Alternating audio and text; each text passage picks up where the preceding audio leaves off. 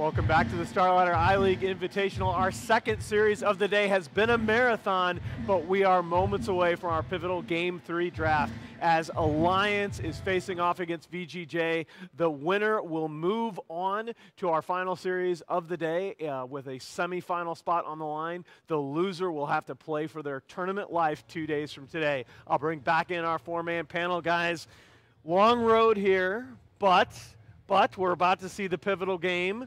We started talking a moment ago about adjustments for VGJ. All of us, I think, believe that execution-wise, they've had a slight edge in this series, but that Game 2 draft went against them. What do you want to see them do differently here in Game 3?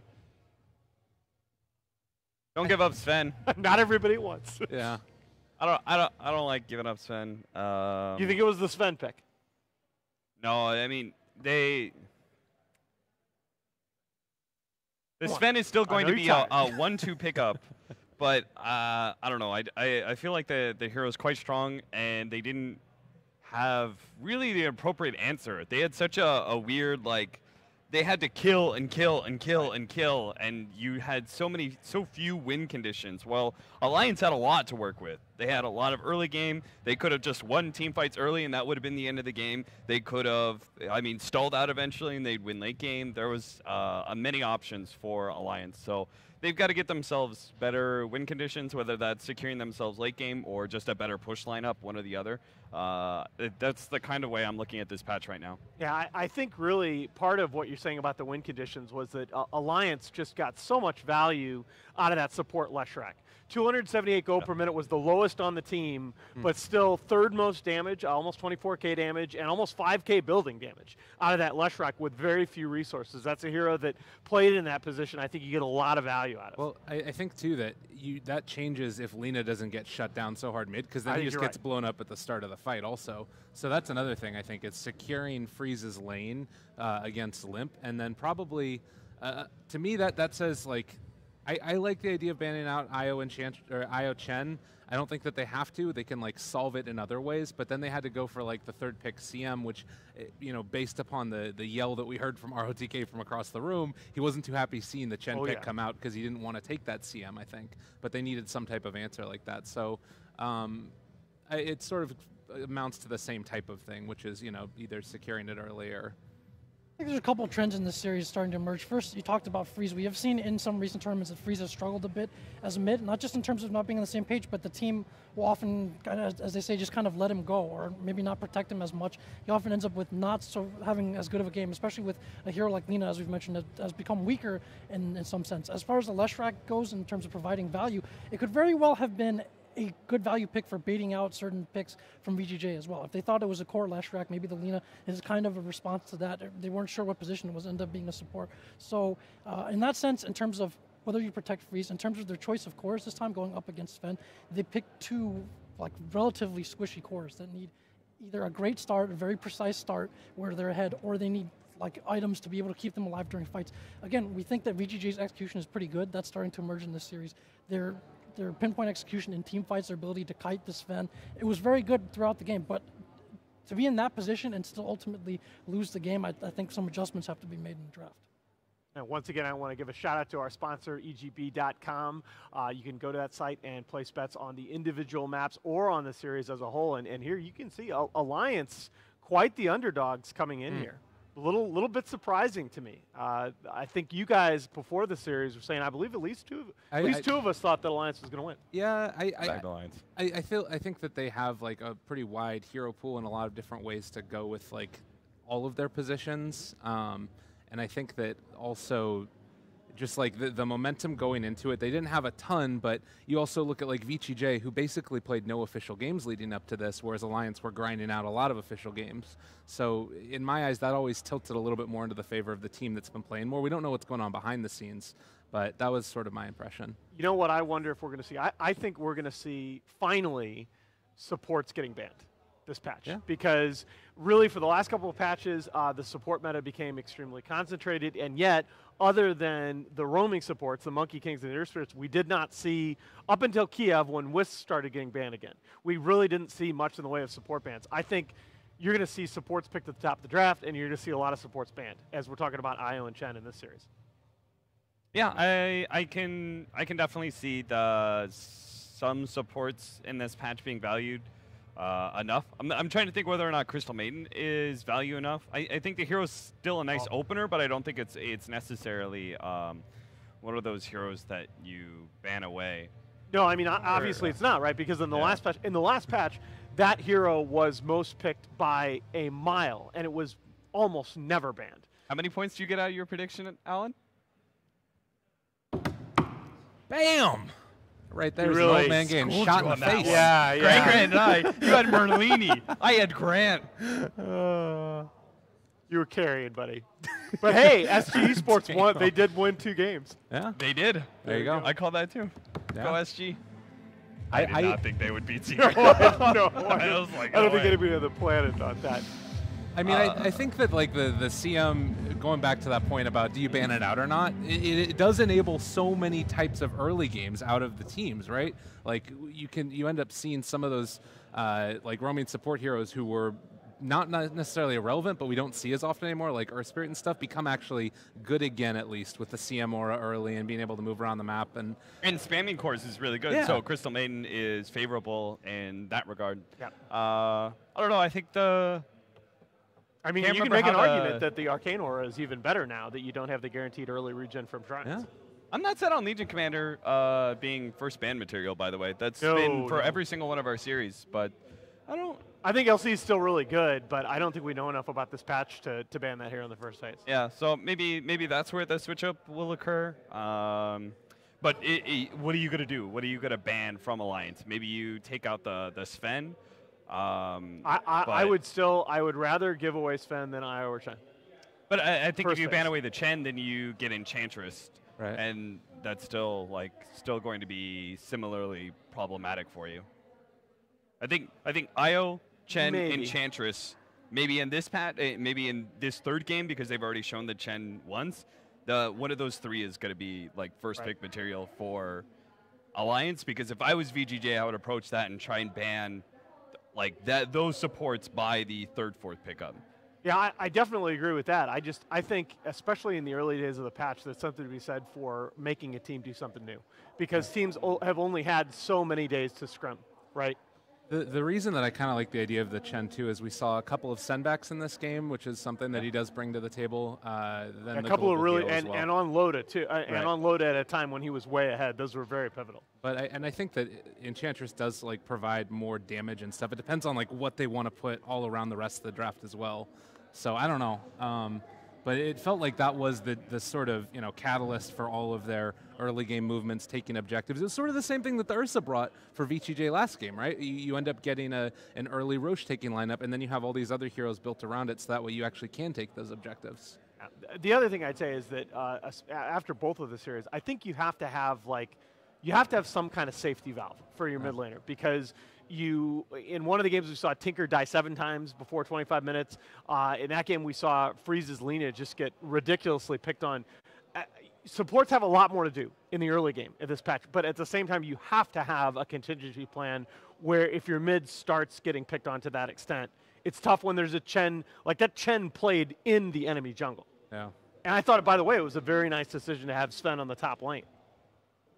Yeah, the switch up, dodging the aggro tri-lane that was coming out from VGJ with their gyrocopter, trying to take advantage of the Chen. It's one of the problems of running these 4 positions. Sometimes you expose your safe lane to an aggro lane. Tide Kunkka, I think that was kind of set for Alliance. That was their bans from the second game, right? Yeah. And the game 1 kind this time around, Wisp. 5 seconds remaining. Chen. What will it be? They banned Chen, I think Alliance. You think they're first pick Enchantress? Not necessarily first pick, but what's a hero that's more valued than them? They got the Leshrac last time. Oh yeah. Okay, so Alliance, I believe, ran Clock SF more than any team in the previous patch. And they still run Clockwork even without SF too. Yes, they do. They do. Really like that hero. I think SF is a very good mid for this patch. Yeah. We haven't seen it yet, but I think that's what VGJ actually needed was that kind of building hitter from their mid position when they're running a gyrocopter. like that, because especially right now with the gyrocopter, unless you just absolutely dominate the game. In fact, we saw VGJ kind of dominate the game, and they were still behind in gyrocopter's item progression. He was fine in net worth, like comparatively to the enemy cores, but you need to be so much farther ahead. And the objectives you're gaining out of gyrocopter's aggression is just giving you a lot less. I like this open so much better from VGJ. You focus on a lane dominating support that Alliance does pick up the SF. They've used this open a lot. This was something that the Cole guys used to like as well, get limp off to that very strong start in lane with 17 souls. But the Ogre Troll was a hero that I thought could have fit in either of VGJ's first 2 drafts. And the focus on the lane dominating support, I really like that Ogre. So the other thing about this, Freeze in the past couple days has been spamming out, well, not spamming out, but playing a couple of different games of Troll. I think 2 of them in the mid, 1 of them in the safe lane as well. And so it feels to me like they could think about going back for that route. It's kind of a little bit scary against the Shadow Fiend though, and particularly if he ends up starting off the game with a ton of souls. I think expecting the Shadow Fiend to come, they end up getting the Ogre. They still have flexibility with the second core pick, but Ogre's a hero we've seen traditionally come and help that mid or maybe keep him off the lane a little bit. If the Shadow Fiend gets off to a bad start, that could be something to watch out for. Not as easy to go recover, obviously, or to go Shrine in the early game in this patch. Templar Assassin was definitely very important ban here. OD synergy-wise works very well with VGJ's lineup. I'm not sure if you want to run it against the SF with souls. That really does change the matchup for a lot of heroes that would be perfectly fine with a matchup against SF. For example, like I think Bristleback would be a great hero to have for VGJ against this. What I'm seeing so far out of this Alliance draft, I think it's going to be pretty aggressive. And I think Bristleback would do wonders for covering your mid game and making sure Troll gets the late game. But I don't know how favorable that matchup is for Bristleback if the SF has the souls to begin with. If he doesn't start with souls, Bristleback is great versus SF. But with the souls, it may be a different story. Sniper. I feel like a Magnus ban might have been warranted there. Like, ROT guys have been playing it a ton, but you have Ogre, Troll. I don't know. Do you guys think that's worthy of taking tier 3 here? I feel like it might be. I think it's interesting that Alliance is very much all in on this being a safe lane Troll, which that's more likely, but there is still the possibility of a mid Troll. Like it's certainly an unfavorable matchup against an SF with souls, but again, you know, mid rotations can offset a lot about these 1v1 hero matchups, and an Ogre is a hero that is perfectly capable of going dual mid full time. To answer your question, Gabe, I think one of the problems with picking Magnus here is that the clockwork, it would work very good for VGJ's lineup, but going against clockwork is hard for Magnus, so I think it does decrease the value of that pick. They may still grab it, but clockwork is very disruptive for what is kind of one of those like clean team fight setup heroes. Those Tides and Enigmas and Magnuses, you know, those big ultimates that they want kind of a very clean fight to make their initiation. Clockwork makes everything messy because he usually gets his initiation first. There's the Crystal Maiden. I think going forward, I think Alliance really better have a plan to protect this SF mid, because I honestly, I think VGJ is going to come after Limp hard in this matchup. Wonder why they picked Disruptor. I think for me, Disruptor as a support says you're going to be very aggressive. That's a mid troll. So Lifestealer is definitely an aggressive carry, and then they get some sort of aggressive vehicle for their off lane, because you can't.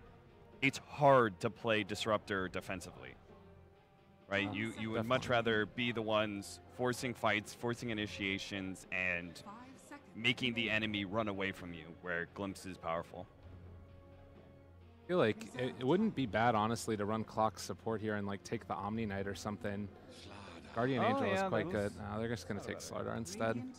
More initiation. It's like that secondary source too now, so you can have the follow-up. Like if the fight starts to get a little bit messy in there with Clockwork, then you can, you know, just isolate one of those cores. I still really like Magnus a lot for VGJ. Order also makes a nice combo for VGJ's lineup, and I think this is a bit more straightforward in terms of the execution. As you mentioned, you want to be ahead usually with the Disruptor. I think what this game looks like, if it works successfully for them, is the Ogre helps the Troll mid, keeps the Shadow Fiend down a little bit, or puts a lot of pressure on Alliance, and then with Disruptor and Lifestealer, they're able to just keep controlling the pace and tempo from then on, and Alliance aren't able to really safely farm or get what they need. So I kind of like VGJ's direction in this draft a bit more than the last one. Interesting that we've gotten this far, and this is something you were talking about, Cap. Legion Commander is still in the pool. Yeah. And that's definitely something that VGJ has run. Maybe, well, it's versus a Clockwork, but vehicles for the Lifestealer, Earthshaker. I don't think Legion might be too slow this game for them. Axe? Axe is still really Axe good against for them. SF. I really hate picking Axe into Clock, but Yeah. There are a lot of offlaners you don't like you don't picking like against yeah, Clock. exactly.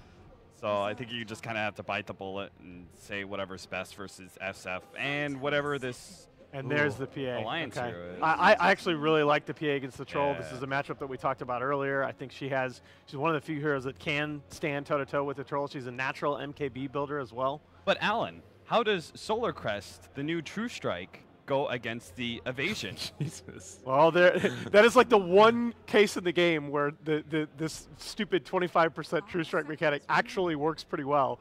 Against PA's Blur, it's actually decent. Against most other things, that was actually a legitimate question. Oh. I didn't know what the math was. So what? Max level Blur is 40%.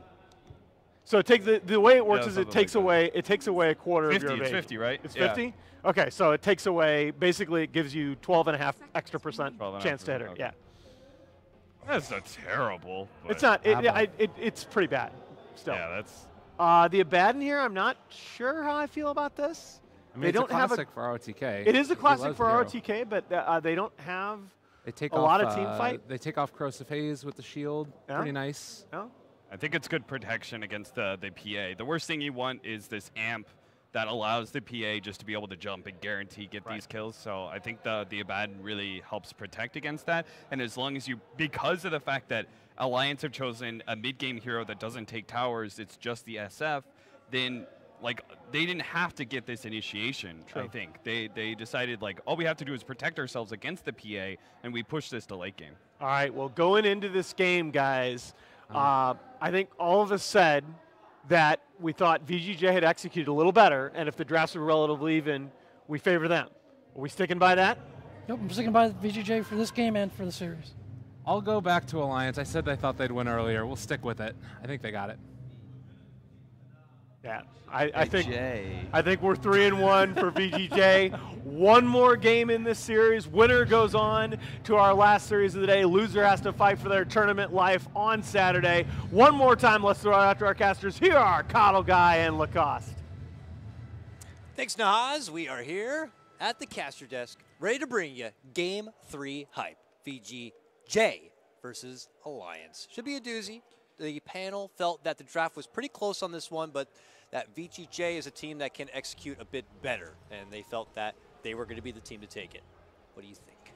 Overall, I'm like VGJ's lineup more, especially with that Abaddon last pick. He can remove Slaughter ulti, he can protect pretty much anyone, so PA is not that much of a damage dealer, and she won't go on a target that has shield on. Also, with all the buffs for Lifestealer from Bloodlust and Troll, I think they have super late game secured. Here, of course, we're going to be seeing the cheese, if you will. Shadow Fiend Clock combo will allow the Shadow Fiend to waltz to the lane with just a few bits of extra souls, extra firepower to work with to give him even more of a significant laning advantage. Dota's a great game. Here is now a smoke approach, though, coming out from VGJ. I like this. You actually can take advantage of the situation. You already can predict what Alliance are going to be doing with the Cogs and with the Shadow Fiend, and now you can almost use that to your benefit to catch them off guard with an approach possibly like this one. And it looks like poor EGM could be the one to suffer the wrath of the First Blood. And indeed, it is going to be FY who picks it up, and VGJ will start with your First Blood. Yeah, good reading from VGJ. They know Shadow Fiend will try to kill the cogs and get the rune there, so they get the first blood. Who gets it actually? Ogre gets it. So nice pickup, and they will get back to their laning phase, and already they might have FY here to the assistance of Freeze. Freeze is going to be going against this matchup where the Shadow Fiend is going to have a bit of a spicier right click, you could say. So he's going to need the extra assistance. Yeah, I'm wondering how ROTK is going to do on top lane. He has a poor man's shield finished. There's an action going on him, but there's no shrine right now. 5 minutes cooldown from the start, so he will need to be careful right now, or just bring some extra region, or have Ogre rotated on top. ROTK had played Abaddon in the offlane for quite a while. It was funny because at the start of the series, I believe it was Jack, who was talking about ROTK, who he loves watching a lot of the Western scene and taking some ideas from him. And off-lane Abaddon is a American classic, won by Logan of the community, made that pub strat happen, and then was quickly adopted by the likes of like IX Mike and Bulba and such. And it was quick fire, and now it's going to die, it looks like, potentially. RTK could be in a bit of trouble here, but he does manage to get off that shield off at the end, and it's Anskin who's able to barely make it away from trouble. Oh. He'll be fine for now. Yeah, so he needs to go back to his shrine or just heal up completely. Mid lane, though. Oh, quick takedown right there. It's going to be the Shadow Fiend who's dropped, and a successful start again for VGJ here in game number 3. Early Shadow Fiend takedown. He's going to lose all that soul power. Yeah, not all of it, back but to 9. A chunk of it. Yeah, C9. Soul. Bottom lane, Clockwork got some XP. He's almost level 3. Has a Wind Lace, and when he gets his boots up, Fenrir should be really careful about it. I mean, he has a kinetic field, and that's pretty much it. If he gets the good battery assault, he can solo kill him. In the meantime, it does look like there was an Invis rune at the bottom lane for FY to grab up, and he's going to take it right to the mid lane here. Oh, they just got finished bringing down Limp just moments ago. A double takedown would just be super power for VGJ. He even has an orb of venom. Oh, it's bottom where the skirmish is going to break out. Looks like Jonas will be able to make it away on the back of a TP there, and they make their move in for Limp, but Hanskin will be here as the gatekeeper. Tells them to slow their roll. Limp will be fine and pops his salve. Yeah, you see with the recent changes, Clockwork and the Baron, they already had to move back to the base, heal up. Yeah. So they're not going to get as much levels as before. ROTK still being level 1. Missing out on the first 5 minutes of that shrine action is definitely a tough blow, in particular to the off laners, but even the mid laners too, not being able to fall back on that in case things get a bit too rough. Puts a lot more value back into the laning phase, and again, remind the value in the deny game too, and you can see it there. Shadow Fiend's, of course, a bit inflated because of the cogs, but even the lifesteal, 11 denies being chunked together for aggressive, trying to take away as much as possible from Clockwork and gain even more for himself. He's getting chased down at the moment from a battery assault. It's going to eat a few smacks on the back. Will force him to go into that salve, but not too troublesome. Abaddon still struggles to get his levels. He's on top. All right, at least he has a rune coming up pretty soon. Enough gold for Boots of Speed, so he'll be more mobile. He needs to be careful about using that Aphotic Shield before Crystal Maiden uses Bite.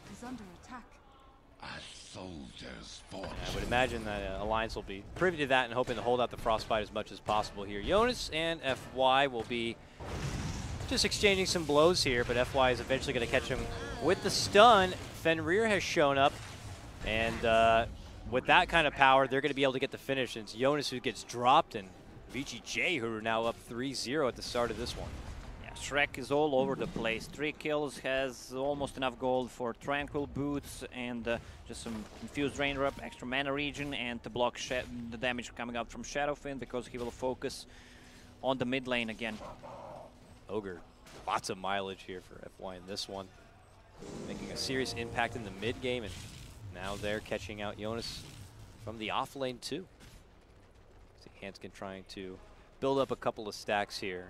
This new jungle spawn every minute has got to be something awesome for Shadow Fiend, I'd imagine. one to normally fall back on the jungle. Now he's going to have even more creeps to be able to burst through with those raises. Yeah, Freeze just pushes the lane, so he's not being threatened. Let's see, do they have a scan? They do. He sees that 2 supports are missing. Should be really careful right now. Hanskin is trying to creep in there, but it is a difficult one to approach. Say the same here as it's going to be Jonas who's able to bump back some trouble. Avoids the potential Fenrir getting close with the glimpse and pulling him back into an awkward spot. It is very apparent VGJ are definitely going out on the aggressive at the start of this one. And it's not stopping yet. Just after that little bit of a scuttle there in the bottom lane, they've already popped a smoke, and they are creeping on in. They get a ward to the high ground to see exactly where Limp is, and look at that. They're going to commit in and get a good kinetic field that actually traps him in. The follow-up stun will be there. Hanskin shows up, but they send him right back packing with a glimpse. They'll be able to move in and go for the finish and get it done. VGJ now up 4-0, and they even force out additional rotations. Jonas swings through. Yeah, what a play from Troll. The instant move on the side. Oh, nice deny. From Alliance takes away the rune benefit there for Freeze.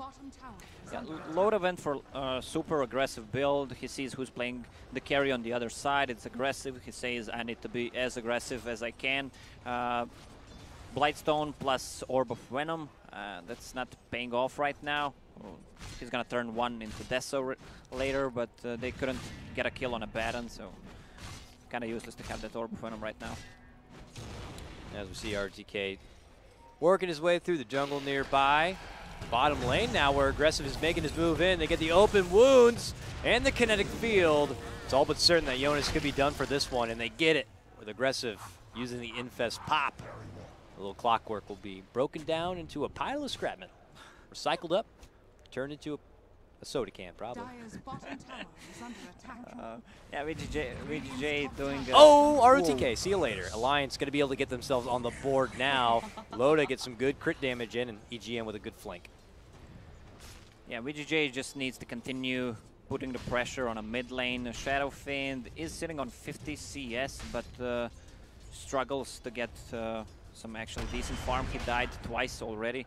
Just giving some space for Slaughter on the mid because he moved to the forest, but it's going to be a death of a Slaughter probably. Slaughter needs to know that mid lane is tough, and he will learn it the hard way. The second he shows up to try to, casually farm some creeps, the Goon Squad suddenly shows up from VGJ, and, well, they beat the snot out of him. The rotational power and support staff from VGJ has been quite ridiculous here. FY Fenrir, power duo. And that's what they're known for, pretty much. Clockwork is in. Okay. Load up with the rotation to the bottom lane, but the aggressive TP out. Yeah, load up with a rotation, but Rage TP, they got nothing to stop it because hookshot was used. Loda will continue to farm on the bottom lane, or yeah, he'll stay down there. If he had just a little bit more loving from the crit, maybe, but not going to be happening. Limp apparently cancels out his TP scroll, and he's going to just reside in the jungle for now, but there he is. It's FY. He has been putting Limp in check pretty much this whole game. I mean, look at this. Oh, no. Freeze is now rushing his way in. He's going to help to go for the finish, and they got it done. Nowhere feels safe for Alliance. They will be able to get a little bit of response here, freezing up and locking down FY under the tower, but the takedown of Shadow Fiend is certainly worth it. Oh, Clockwork. Okay, suddenly a while Jonas shows up right near the Roche pit, is going to be able to trap in Freeze. Freeze gets hit with a bump back, and they glimpse back Jonas, lock him in, but he's able to get the rocket off and takes him down. Oh, there's a lot of action going on this game. I mean, this is the forced reaction for Alliance to react to because of those Ogre Magi and the Disruptors rotations early on. Even with a Troll, they're diving a tier 2 tower at 10 minutes. That's not really what you see every day. I mean, that was with the Ignite and the clubbing coming in, it was all but certain that they were going to be able to get the finish onto that Shadow Fiend. But yeah, they do end up losing their Troll at the end of it there. Makes it a little less palpable. But they're back into the prime ground now, and it's a aggressive versus Loda matchup with the Ogre Kicker on the side.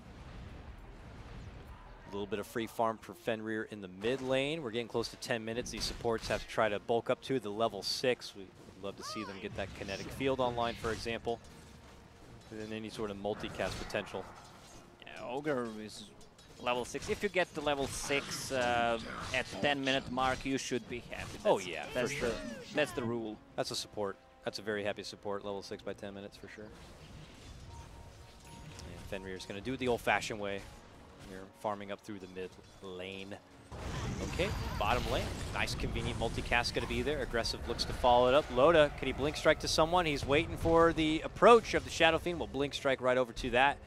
And that's when VGJ will make their exit here. Not before. Aggressive finds himself inside a creep. They're pinging it out right now. Is Aggressive going to be able to make it out here? He could just take the creep and walk away. Uh-oh. Now they hit it up with the amp. They burst it down. Aggressive's forced to pop out. And now has to rage TP home, but they got him with the hook shot. And now he's going to be brought down. Good patience from Alliance there. Even them to take that. Yeah, even with the death of Aggressive, they're giving so much space to Abaddon on top lane. He wants to go for like a phase boots, but will probably skip it and just get that into Midas. So it looks like a borrow time was forced out there from ROTK, and he'll simply TP back when he feels like trouble could be coming. He had been a bit of a silent one for his team on this one. It has ROTK, but I'm sure he'll be that paramedic for the team soon enough, and they might need him at the bottom lane sooner than later. Alliance have still lots of attention on that, tier 1. But it looks like Freeze is going to try to do a bit of split pressure here. A tier 1 for him in the mid lane right now. Yeah, Alliance can't really push right now. They tried to force a man fight on the bottom, but couldn't do it, so they lost the tower. Some extra gold for that Abaddon, who's going to get really decent timing on that Midas, 100 gold away. And then do you suppose any reason he changes his buildup of going into something like a Radiance, or do you think he might consider other options now? Well, maybe a Solar Crest against all these heavy right-clickers, Shadow Fiend, Phantom Assassin, and Slaughter. Everyone has minus armor thingy, so. That is very true. Loda hasn't queued up his next item yet, could decide to finish out the Deso sooner than later. Jonas spots out Freeze here and decides to hook shot in because he has help nearby, but that's when Fenrir steps in, hits him up with the Static Storm, and then they suddenly just kind of turn onto the Clockwork and take him out. Well, Clockwork, he shouldn't be there alone. I mean, he can't get a solo kill, even on Disruptor. He can send him back. Maybe Ogre, but Ogre with Urn of Shadows, he's so tanky. Looks like VGJ are going to make a rotation now towards the top lane where Loda had been free farming for a while. Looking to put their attention towards maybe their next tier 1 they'd like to go for. Meanwhile, now rotating ROTK towards the bottom lane side. It's him and Aggressive there right now. Send back, though, of Loda puts him back towards the top lane, actually, but Hanskin's going to be able to move in with the Crush and get the finish on that one. He's slotted up a Blink Dagger. He's getting closer to it, and that will help get him there that much faster. EGM and company will TP out before trouble will come, and they avoid getting picked off. Loda thinking about diving in and going for the Ogre. Yeah, good play by Alliance on the two sides of the map. On bottom lane, they managed to get a tower and TP it out, got a kill on mid. Also, we didn't talk about Slaughter with one more CS. He's going to have enough gold for a Blink Dagger. 40-minute Blink Dagger, position 4 Slaughter is, it's magnifique. Very nice. And allows a initiation potential now. And also just someone to really get the party started. Jonas stepping back into action here. It's obviously going to be notating the big ancient camp being built up for VGJ right now. But there's an approach coming from Alliance, and Jonas is even going to be sweeping in from behind, it would appear. They'll see the rocket there. And VGJ will probably know that this is not a safe area for them. Oh, look at this. And then Alliance rotate to the bottom lane instead and make the audible to go for a smoke. This is going to be a nice approach. VGJ are not suspecting. And they spot out Aggressive. Now they already commit the hook shot, so he could go for a rage out, but it looks like he doesn't have a mana for a TP. So he's got to eat the cog and try to go out the other direction. Starts walking towards where the tier 1 would have been and towards ROTK. But now they're going to put their focus onto ROTK and finish him off. He ends up getting dropped. They'll settle for that one, but they may also be able to score a double takedown. Beautiful setup comes in from Hanskin. Alliance is all over the place, man. They're top, they're bottom again. What's with the cooldowns on their TPs? I don't know. They were okay. Yeah, Alliance really just getting all hands on deck for that one. Come out huge with their bottom lane ambush. Can't quite follow it up with any further objectives, but it definitely sets them a bit ahead. Jonas will be heading up and towards around the corner. Still kind of keeping that ancient camp in check here. Yeah, we expect a lot of force staffs to be built this game. Against Clockwork, it's a must-have. Also against Nikes. There's actually 3 force staffs queued up on the side of Alliance. Oh, yeah. Yeah, this is going to be fun. Yeah, that's a really smart call. Obviously, the force is already very good against the Clockwork, but its potential to even kite away from the PA is going to be just incredibly potent. So VGJ just trying to itemize appropriately to be able to bring them back a bit. It's only a slight advantage at the moment for Alliance. And it looks like now we have a mic problem, unfortunately. And calling for the admin to assist them on their matter. That's just appropriate. All right, so where do we stand? 8-8 net worth, pretty much split down the middle on this one. It's Alliance really flexing a lot of their team play and rotations already. But what do VGJ, do you think, have to do to fend this one off? I think VGJ is not in a rush right now. The biggest item that is going to come out of them is BKB on Troll. That's when they want to fight, or if they got a pick off with a Disruptor. Abaddon, yes, he seems like he's going to go for Solar Crest, maybe into Radiance, so that they have still one more core.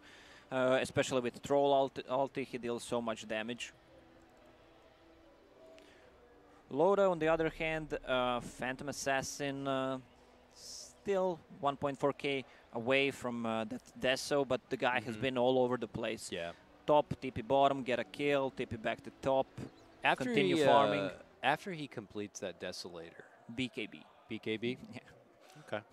That feels appropriate. Moving right into the defensive pickup. Yeah, well, it removes the blind from Troll, Very true. burst from Disruptor. That's the most significant part. Also against Ogre. Definitely very, very juicy pickup for him if he moves into that one. For the others, could also consider some additional force staffs on the side of Alliance here. Well, both teams have super good Roche lineups, so whenever the next team fight occurs, we're probably going to see a Roche as well taken down. Yeah, VGJ have all that ridiculous move speed to work with and late game scaling. Looks like they are still kind of sorting out a couple of the issues here on the players' side of things. While there's a mic problem on Alliance's side, apparently they're also missing their mid laner at the moment. It was DC'd out from the game. So they're going to get themselves situated and back into action, it would appear. Yeah, in the second game, someone was bullying them on the TeamSpeak. Now they broke their mic. What's going on? I don't know. Hopefully things will continue to get resolved here. It's been an interesting day, number one, as we get into action. If you're just tuning in, I'm sure the hours are quite crazy all over the globe. But this is our second series of Group A action earlier today. Spoiler alert, it was TNC versus IG. TNC kind of shut it down in just 2 games and have earned their spot into our third series matchup today, in which both winners will be facing off. And at the moment, in Game 3, could be really either Alliance or VGJ. All right, this mic's not working, that mic's not working. What about this mic over here? This one working? Yeah, fix this. This guy has been fixing all the things. Like this guy is like Loda in a game, all over the place. Up, down, bottom, right, whatever it's needed. It's got some cool under shorts the desk. too. See his shorts? No. Yeah, he's got like some very loud shorts. Unfortunately, they're right behind Loda right now. We can't see him. The red shorts are cool, but not cool enough. I'm wondering who brings all this water to Alliance. What do you think? Might be their... Do they have a water boy? Kelly's here, but I don't think Kelly's their manager. Used to be. Used to work for Alliance, but if I'm not mistaken, she has stepped away from that. So I'm not sure if she's here just for fun. Not for fun, but here supporting Loda and Alliance, or if she's actually here on management or not. It's actually kind of, I can't really tell. But Again, disconnect coming from Shadowfiend. Seems like, are they changing the PC again? No, they can't. No, please no.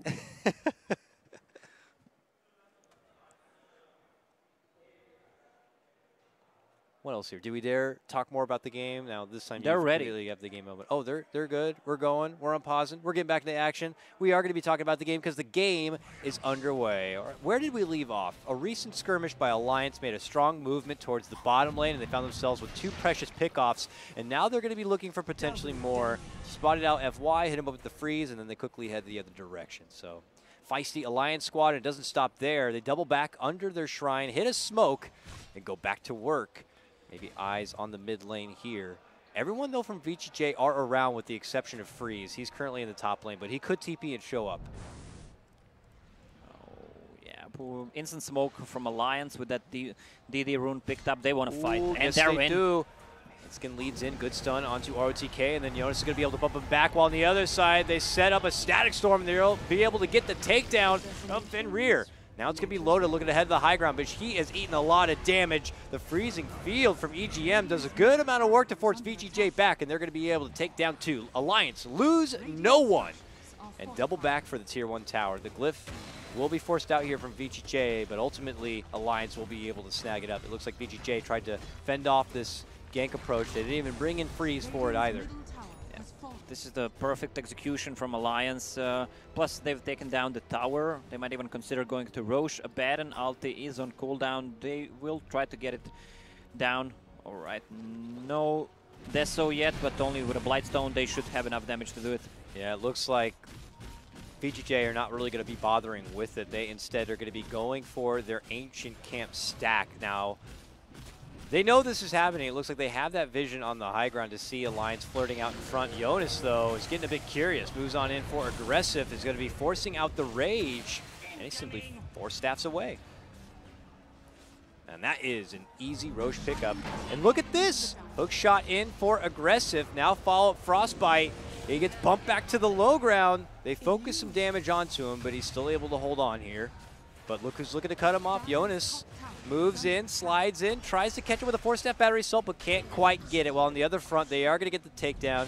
Fenrir's dropped, the Disruptor picked off on the side. And Alliance begin to move on up even further now, 11-8 with an Aegis in tow.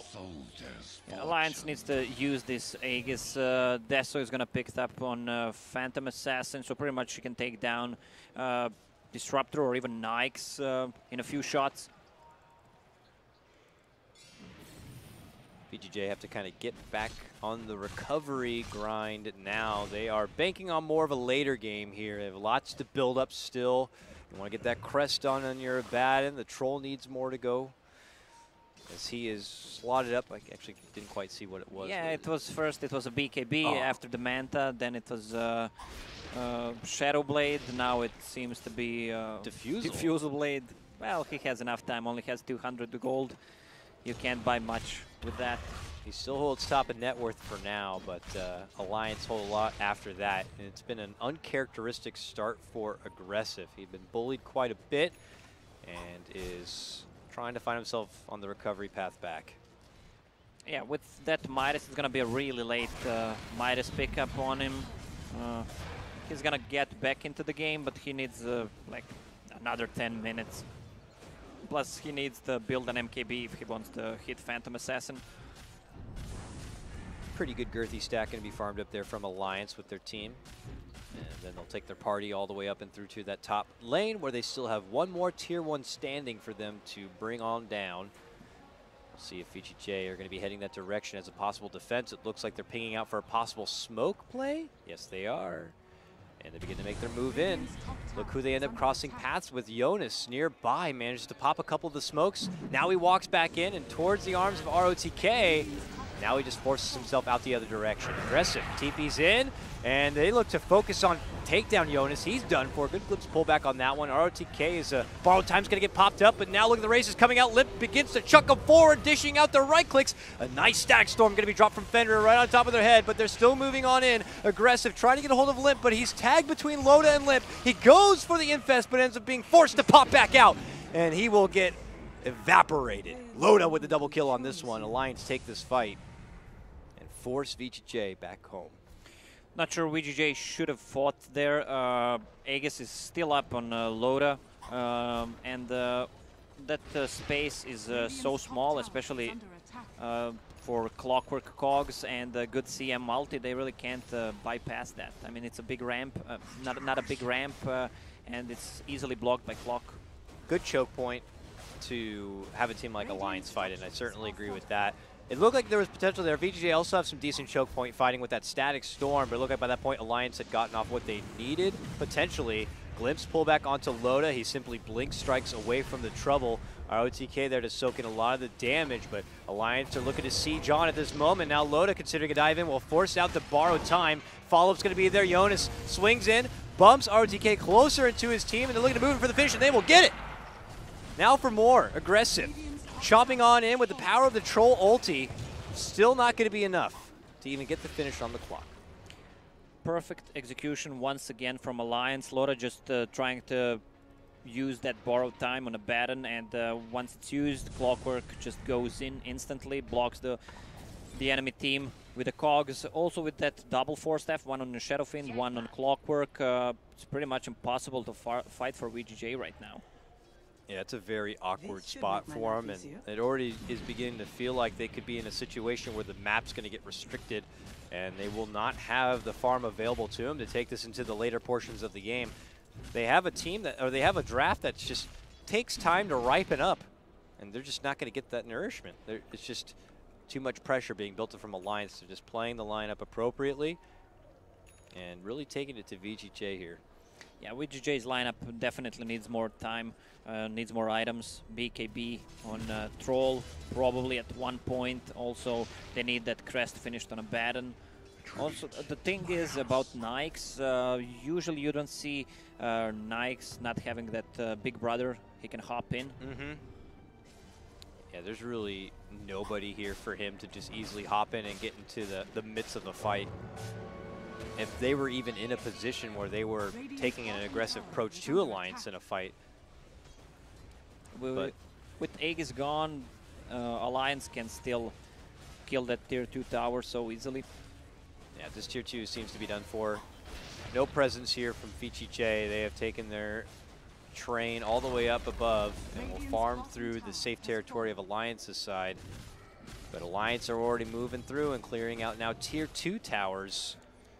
This is looking all great for them. VGJ just in a frantic farm phase right now. And here comes Alliance. They have smoked up and they're going to be stretching their way right up and through the river, looking to cut off anyone from VGJ's side. They just narrowly miss Freeze crossing the river, but they ping it out now. Are they going to head up that way?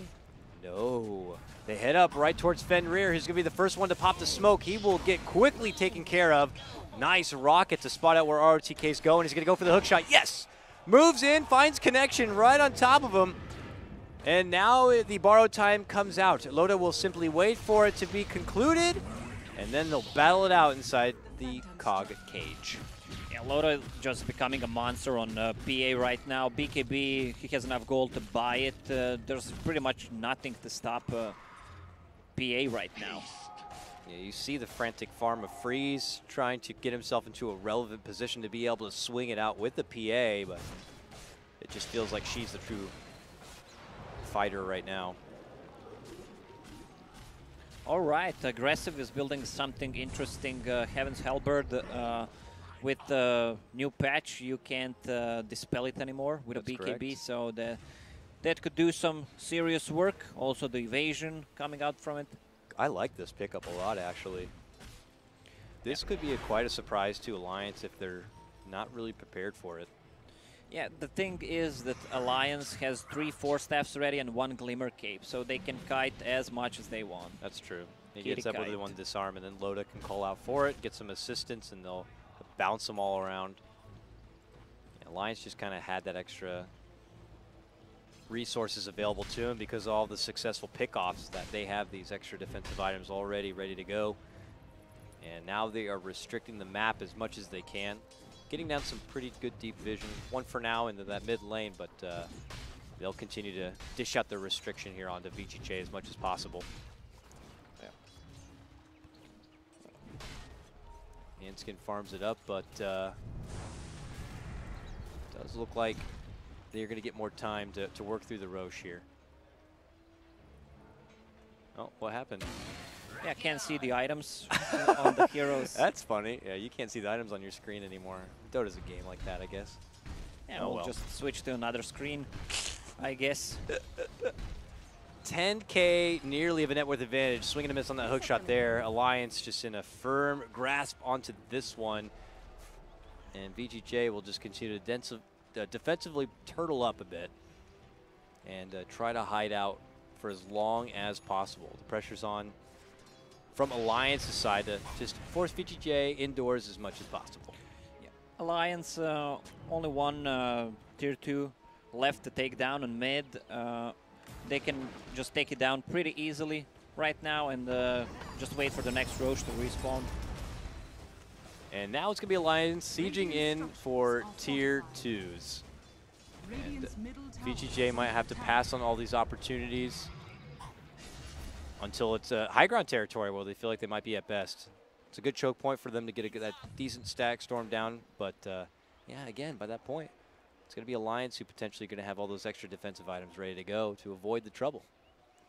Yeah, your thing is messed up. I don't know if that's Dota or what, but you can join me over on this off I'll screen, join you, buddy. man. Just come over, scoot on closer. There you go. Share some love. Saw a matchup. It looked like there were maybe potential offlaners between each side. They're getting a bloodlust on the tower, trying to make it even look bigger and scarier, but eventually Loda will move in and get the last hit done. Well, they would gladly answer your questions. How big is your tower, especially with an Ogre in their team? Oh, yeah. Big one. Big and girthy. Now it's Alliance going inside the pit, and that Roche dies way fast. And there is our new level 2 cheese. Going to be picked up by them. Got to feel pretty good about taking a fight now if you're Alliance. And I don't think you even want to stall out much longer. VGJ's lineup is only going to get more potent with time, and if they learned anything from game number 2, you know, hold on to your advantage while you got it here, Alliance, and push on in. It's time to push for Alliance with Cheese and Aegis at 27, and they're in on Nikes. Nice 4-step from Ogre. He tried to get out there to get that ward down. It could cost him a bit. It cost him his rage and some extra assistance from his comrades to get him inside. Alliance are here at the front door, and they're looking to close this one out. Limp begins to go to work on that tier 3.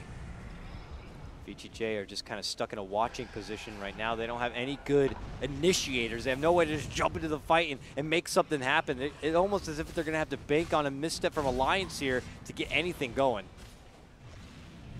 Is the MKB finished on Troll? He had enough gold.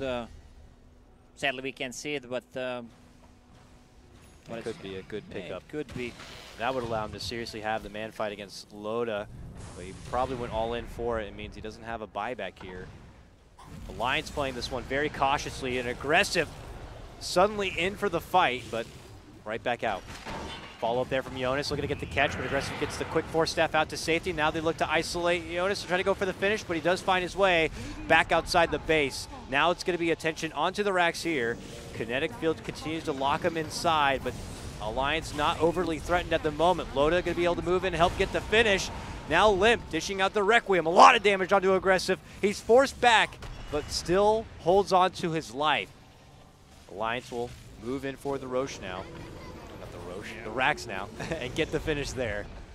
Yeah. 2 racks is going to go down. Alliance walk away with a big win. They get the pullback for EGM, and will probably get the Crystal Maiden down. But Alliance are okay with that. At least it's something, huh? Yeah, it's something. Well, with they still have Aegis and the full cheese. So what Alliance should do, just kill that shrine and come back, try to kill the mid Raxes as well, because Aegis is not going to run out anytime soon. So now Alliance in firm grasp can pull away. They'll wait for the return of the Crystal Maiden. Probably get these lanes reset a bit. Their bottom lane getting pushed in. They'll get that pushed out again and take it right back to VGJ certainly, while they're not able to kind of get the finish on their items. VGJ needs to try to move out of the base, get a smoke, try to get a kill. If they engage into 5-on-5 fight against 3 4-steps, 1 Glimmer Cape, and Cheese Aegis, they really can't do much. Well, VGJ will pull away from the bottom lane. The second Alliance does approach. And yeah, they're just still scrapping what they can here. Aggressive got that halberd finish and has slotted up the AC in hopes of being able to farm that long. But of course, for VGJ, you got to factor in a savings income for that buyback. It's already gotten to that point here for Alliance.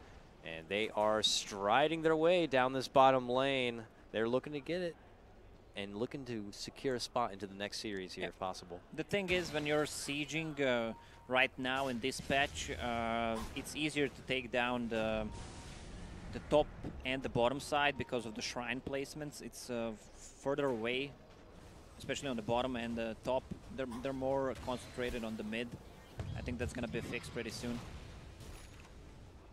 Here we go. We've seen this story before from Alliance in the top lane, and here it is again. Limp sieging away onto this tier 3. VGJ looking for openings or ways to get themselves into the fight. Aggressive can casually walk into that one, but they just simply bump them off. And Loda can just freely dish out daggers from the low ground as much as he'd like. Finally, they'll connect a brief stun onto Limp, but there's the force. All Limp needs to do is just hit the tower and turn back when he thinks they're going to initiate on him. So with those force staff, oh, Kevin Halberd. Yep, hits him with the disarm. They hit him with the stun, but he'll simply just raise out the remaining sets of creeps here. Now going back in for it again. They hit him with the open wounds. Daggers continue to fly out from Loda, trying to, maybe he could snipe down some weak supports in the back lines. VGJ are going to be forced to touch that first shrine. It's a long siege here from Alliance, but they're getting closer to taking down this tier 3. It's just a very cautious approach. I think Aegis is going to run out pretty soon, so they're just backing off. All right, not able quite to get the tier 3 finish. They'll settle back and go for probably that shrine instead. This leaves a window of opportunity for Freeze to move in and clinch down those Ancients and get a little bit more farm time going for them.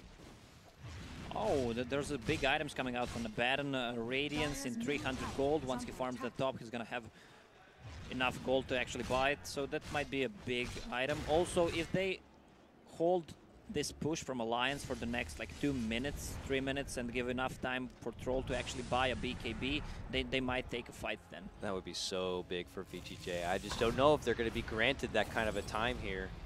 Alliance are not looking to allow it. They continue to siege away here and trying to being able to take down this tier 3 and closing this one out before those precious items come online, because I'm with you. A Radiance and a BKB comes together and suddenly VGJ's lineup has a lot more potential than it ever did before. But it looks like finally this tier 3 may crumble it down, but as I say, that Aggressive scoots on in. Maybe he got forced in, but okay, on the way back end of his rage, follow-up hook shot's going to be there from Jonas. They're going to be able to go for the quick finish of that Ogre as he gets dropped. Tier 3 finally going to be taken apart. Now ROTK going to be forced into his borrowed time. They get a hold of Aggressive here. He turns it around, looking to go for the finish onto Jonas. They drop this Static Storm right on top of those cogs and quickly head out the other direction. Loda trying to find a chase, can't quite get it. Heads back the other side and gets the slash finish onto Aggressive. No buyback. Now they look to fend rear. They could be able to burst him down, but the Rexes are exposed, and EGM begins to go to work on them. Handskin fighting, looking to fend him off. Freeze, dishing out the Tomahawks, forces Handskin back. They're still not done. They continue to push. Cheese is handled from Loda to Limp. And he is working his way through that Rax. Now they're able to lock in and take out Freeze. He's going to be forced to buy back. And what could be the final hurrah of a defense? Alliance are able to get their racks, and they think about walking away. Hook shot a bit all over the place there, but he ends up going down. Good pullback there from VGJ on that one. The BKBs are on cooldown, but the question is, can they chase? Quick potential turnaround from Alliance. They're looking to blast apart the Ogre. He gets the force to the low ground. He seems to be barely holding on to his life, but Loda, godlike now, jumps in and takes him down. Woo! And Limp moving in. Huge raise, double kill. Alliance are going to be able to get it done. Puts the nail in the coffin, and VGJ are going to be sent down to the lower bracket of this group. Alliance, we will be seeing them play TNC in the next round. Yeah, Alliance after the poor performance, not maybe because of the performance, but because of the bad pick during the pick phase, but right now they're showing what they're made of. Like this team play with 4 staffs, like just insane. Alliance had a lot to fight through in this series. Game number 1, you know, very questionable draft, I would say. It definitely gave them a lot of trouble. VGJ were able to get the best of that one. Game number 2, very long and exhausting. A game where Alliance had the early game advantage. It got away from them, and they were able to hold on to it. And don't forget about the ridiculous technical issues and pauses that they had to just kind of, you know, mentally work through. And here they are. They get the Game 3 win. Pretty damn convincing, too. Yeah, they looked so strong in the game number 3. Even after a bad start, especially on that Shadow Fiend, they managed to just completely dominate the game from minute 10. Wonderful performance from Alliance, and as I said, they will be moving on to face TNC now in the upper bracket of this group. A doozy of a time. Well, we'll go ahead and throw things over to Nahaz and the panel to see what they thought about the series wrap-up.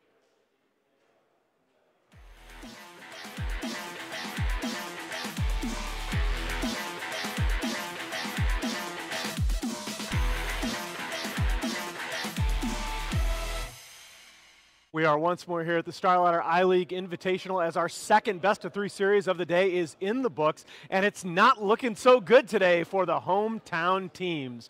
TNC and Alliance both advance. They will face each other next for a spot in the semifinals, but we've got a series to talk about first. Let me bring back my panel one more time here. Guys, we thought up until that Game 3 that VGJ had executed a little better. I think we saw a different Alliance team in that last game. And a different VGJ, too. I think VGJ looked a lot more lackluster in that Game 3 than they did in the first 2 games, and Alliance definitely took things to the next step. It felt like Alliance was in a comfort zone for them, for sure. I don't know. I think the execution for VGJ definitely wasn't where it is, but when you look at their itemization decisions in particular, maybe overcompensating a little bit for that second game going so long with 2 Midases, and then ROTK finishes his Radiance at 35 minutes as the base is going down. I don't know about that. I think Vlad's was definitely an item that they needed. Look at Loda's build, right? Yeah, they didn't need to be greedy for that game. They needed the Vlads on the Abaddon so the Troll could take advantage of it. Troll is really good with the Vlads, so they needed that extra little bit of sustain and damage for all their heroes, because you saw in a lot of these early team fights, they didn't have enough to be able to bring down heroes like the SF, and that really cost them quite a bit. Alliance, meanwhile, they looked really strong, particularly with their initiators. Yeah, I think that the big thing too that I saw was like the clockwork decision. We talked about it a little bit to go for the 4 staff instead of the blade mill, and then everybody else on the team pretty much building into those 4 staffs too. You have 2 melee cores that just want to stay on top of somebody and keep hitting them from VGJ, and then you take that away from them by all these defensive 4 staffs, and you know it ends up working out great. And I think that, like you said, comfort zone is the big thing too. They finally got their clockwork. Like they were able to bait out the Chen ban in the first phase by virtue of that second game, and then they end up getting the heroes that they wanted for the rest of the series. Yeah, I give you a lot of credit for that, Gabe. You were the only one of us, the 4 of us, that picked Alliance in that game, and you made the point too that their clock SF is more about just the 2-hero combo. Their Unison found extremely confident on that clockwork, and you saw that in the 15-minute fight in the Radiant Jungle that I thought really played a pivotal role in turning that game in Alliance's favor. He showed kind of the strengths of this hero, and his execution on it was really good, just in terms of being able to separate terrain from 3 right clickers that want to be up in your face. The importance of his execution there, staying alive for more than 1 round during the fight, being able to create or cut into the fight at exactly the right time. He had to play that very well to create that space. In terms of Alliance's lineup, we didn't get to talk about the tail on the draft as much. The synergy there with the minus armor, with the threat of constantly blowing up a hero, with the hero that has obviously the natural evasion against 3 melee cores. It was a good pick for him. But also you mentioned the itemization. I think that was a big part of this game as well. If you both draft and itemize a bit too greedily, you can be punished for that as well. If you're talking about 3 cores who all need farm to some extent, if you go for the more greedy Radiance variant build on the Abaddon, instead of, we'll see Universe offlane Abaddon might go for more conservative items, the Vlads, maybe the Solar Crest, something like that. That's more of a supportive utility type of Abaddon. I think that would have fit their lineup better, especially with the other itemization choices that they made. Just too much pressure on them. They all had to get farmed, and in the end, none of them got to that point. And this is just ridiculous to me. I mean, when you talk about the fact fact that your 5-position support Ogre Magi leads your team by far in damage, 54-40. I mean, FY he had 100% kill participation through like 20 minutes of the game. He played really well, and I thought for a while that his presence in the mid game was really going to take Limp completely out of the game on his SF, but they did rotate Hansken on the Slaughter over there just in time and bring him back. Well, I was just going to say that you mentioned that Ogre and the Shadow Fiend matchup. There was like a 2-minute period in there where Ogre just kept running mid, and then eventually the Shadow, they picked up an Invis rune on the bottom lane, and it looked like Limp was about to walk back in and get killed off. And even one of the other players that was in the lounge was like, oh, Shadow Fiend's dead again. And as soon as they said that, Limp backed up, stood on his hill, and waited out until the Ogre like couldn't end up finding the kill. They ended up killing him 2 minutes later, but still, it was like showing that he was realizing all the trouble he was in and then reacting to it in game. What's particularly puzzling to me is VGJ's game plan for that game, because I really think they should have gone for some sort of initiator out of their offlane position to give the aggressive lifestealer. Like, you can't afford to try and utilize the lifestealer after like you hit your mid-game swing and Alliance has taken over the map and they've gotten a lot of gold, and they've got Force Staffs and Ghost Scepters and all those sort of things, those defensive items on their supports, on their 3 to 5 positions. So you needed to be able to make use of this Lifestealer and put him in the SF's face a lot better. And so if you chose not to go that route with, by picking an Abaddon instead, then you needed to at least utilize the Abaddon in the most early game fashion that you could. It was like they shot themselves in the foot twice. One, not getting an initiator to utilize this lifestealer like he really should be used. Like, why else do you pick that hero? And then also on top of that, not actually picking up, like, if you're going to go for the Abaddon, why don't you go for the early game focus? Why don't you actually make sure that you're able to fight this team instead of just letting them kind of destroy you in all these team fights? No, I think that's right. I mean, we talk about heroes like Batrider being consumers of vision. Lifestealer is a consumer of mobility in exactly that same way, that if you're playing Lifestealer on a team with a mobility advantage, he feels so powerful. But on a team like that where it's the other guys that have the Force Staffs, the clock to split apart the fight, and you have no way to get him in, what is he supposed to do? Yeah, like their game plan again with to win mid with the constant pressure from the Ogre, and then the initiation becomes, we're going to run at you, and anyone who backs away is going to get brought back by the Disruptor. But if you don't manage to reach that phase, or if mid doesn't go that well, so all of a sudden you can't really stand your ground as much. There's ways of cutting in. The Clockwork doesn't die instantly when he tries to divvy up the fight a little bit, and it just looks like a very different game. Then that lack of initiation becomes very apparent. Yeah, if they have initiation, then they're able to like kinetic field off of that, then the Force Staffs aren't really useful, right? You can't actually get a hero out of kinetic field.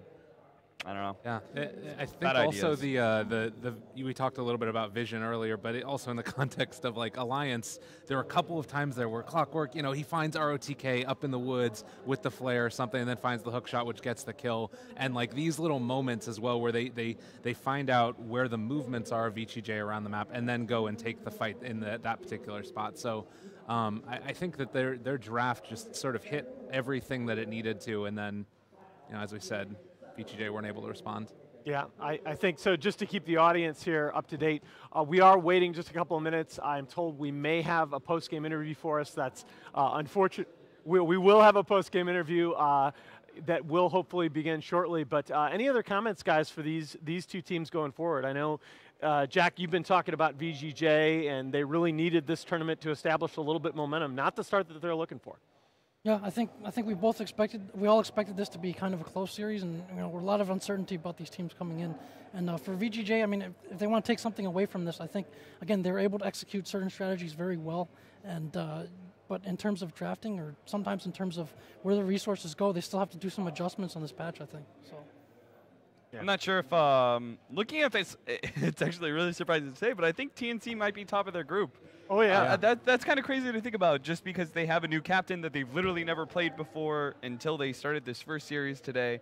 I think that they actually look better than Alliance. I think that their ideas that Theban is bringing to the team about how to be able to play this patch, as well as just the other 4 of TNC still keeping the same kind of very fast play style, I think it's going to be hard for Alliance to be able to keep up. Yeah, I was interested. I spoke to Theban briefly in the lounge, and it was interesting to me because one of the things he brought up is I like THD because it's just a hero that not a lot of teams have played against. Especially in a new patch. It's a hero that gets forgotten about. Totally. I think that they also, you talk about teams that have a lot to prove and a lot to be upset about. Like they're at Kiev, you think about how different that could have looked for them going into it if they didn't end up facing against like the arch nemesis of their region, Faceless, this team that they've always struggled with. But looks like this is here. 在我身边是刚刚带队取得比赛胜利的 Alliance 的队长 Loda。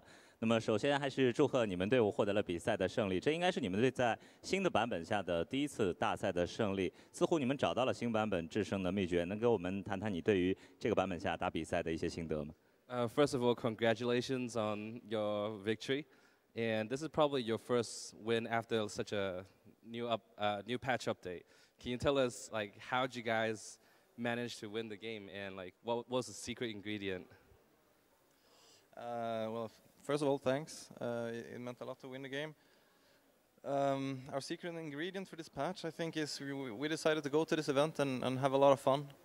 We try not to overthink things, and we gave Jerry, the master captain, the drafting position, and we just decided to trust each other, just make plays. Even if someone makes a bad play, never comment on it. Just believe in each other and have fun, and it seemed to work. 他们刚刚说的就是说，这个新版本出来的时候，他们就决定要放松心态，就是好好的尽情的享受比赛，然后就是不要互相怪罪彼此，然后他们也发挥出他们应该有该有的发挥。所以其实关于对新版本的具体的战术理解根本就没有透露，我们可以理解，因为还在比赛当中。OK， 那我们知道在 Alliance 队伍里出现了几张新的面孔，可能对于 Dota 2的观众，特别是中国的观众，可能来说没有那么熟悉。我们注意到 Loda 其实蛮乐于带新的选手来进入 Dota 2，并且去组队来参加比赛，而且到目前为止做得也不错。那请 Loda 谈谈几个新队友在刚才比赛中的表现吧。So there's a new face on your team this time around. And it seems like you're very willing to bring up new talents in the scene. And can you tell us what it's like to bring up these new guys and just like make everything work out so well? I mean, it worked out this game. We've had a lot of troubles in the past. But I mean, I think the thing is, I kind of want to build the next generation of Swedish players. I don't really know how many years I have left in this game, and somebody has to keep the flag flying, when I retire, and that's why I think it's worth it to invest time in these guys, and I know that they have what it takes. We just need to not overthink things sometimes. 他刚刚说的是，他希望就是能够培养下一批瑞典的选手，因为他也不知道他还能够打职业打几年，他希望有人能够扛下瑞典的大旗，然后他觉得这些选手的普遍素质都非常高，也很有潜力。OK， 最后一个问题。那么我们知道，马上在休息一会儿过后，他们将要迎战胜泽组的下一个对手，就是 TNC 战队。那么刚才他们是1分落后的情况下逆转来击败了 VGJ， 而 TNC 在早些是非常漂亮的2比0击败了 IG。那 Loda 会觉得 TNC 这个对手比刚才的 VGJ 更难对付吗？有没有信心拿下这场比赛？For the final question, you'll be up against TNC Pro next, and they had a clean sweep 2-0. Do you think they'll be harder to play than against VGJ? Nah, I don't really think so. I think that every game and every matchup is going to be as hard for us. So I think when it comes to TNC, we lost against them at WESG. It wasn't a great game, so we're out for some blood, and we're going to go all in.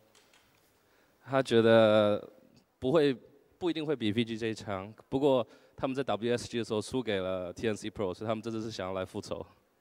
好的，那就让我们一起来期待接下来 Alliance 和 TNC 的这场复仇之战。好的，我们稍后见。Well, there you have it. Loda, one of the true great veterans in Dota. This is getting ahead of ourselves a little bit, but he is sitting right now on 794 career wins. If Alliance can advance to the grand finals and win this tournament, that win would be 800 for Loda in his career, only the 7th player to reach that mark all time. 2 series of the day are in the books. We've got 1 more left. No rest for Alliance as they take on TNC in our final best of 3 of the day. That's coming up next. A few moments for ads. We'll switch up our panel, and we will be right back to bring you even